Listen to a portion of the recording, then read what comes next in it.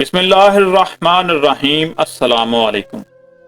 सलमान अल-कर्शी का बयान है कि यमन की गुजरगाहों पर मैं जानबे मंजिल रवां दवां था कि रास्ते में मुझे एक लड़का मिला जिसने अपने दोनों कानों में 2 बालियां पहन रखी थी। हर बाली में कीमती नगीना लगा हुआ था जिसकी चमक से इसका चेहरा मजीद पुररौनक नजर आ रहा था। वो चंद अशार के जरिए अपने परवरदिगार की तारीफ व तौसीफ बयान कर रहा था।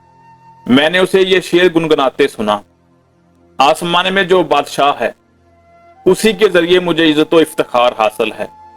वो निराली शान वाला है, कायनात की कोई चीज उससे ढकी छुपी नहीं। मैंने उसके करीब होकर उसे सलाम किया। उसने कहा, मैं तुम्हारे सलाम का जवाब उस वक्त तक नहीं दे सकता जब तक कि तुम मेरा हक ना दे दो जो तुम पर वाजिब है। मैंने पूछा, भला तुम्हारा कौन सा हक मुझ पर है? लड़के ने कहा, मैं इब्राहिम खलीलुल्लाह की सुन्नत पर अमल करने वाला एक लड़का हूं। मेरा रोजाना का मामूल है कि मैं खाना उस वक्त तक तनावल नहीं करता जब तक कि मील 2 मील किसी मेहमान की तलाश में ना निकलूं जो मेरे साथ खाने में शरीक हो सके। मैंने लड़के की बात मान ली। उसने पुरजोश अंदाज में मुझे खुश आमदीद कहा।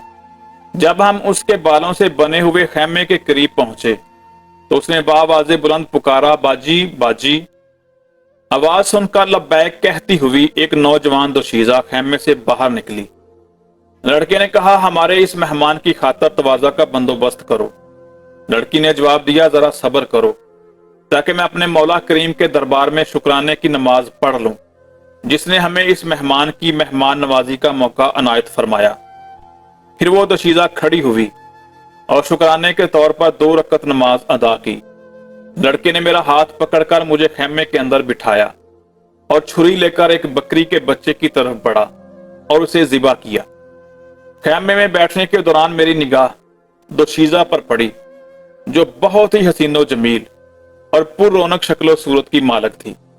मैं चुपके से उसकी तरफ देखता रहा। उसने मेरी निगाह को भांप लिया और बोल उठी, अरे क्या देख रहे हो? क्या तुम्हें वो हदीस मालूम नहीं जो हम तक साहिब यसरब सल्लल्लाहु अलैहि वसल्लम की जानब से पहुंची है? आंखों का तना गैर महारम की तरफ देखना है।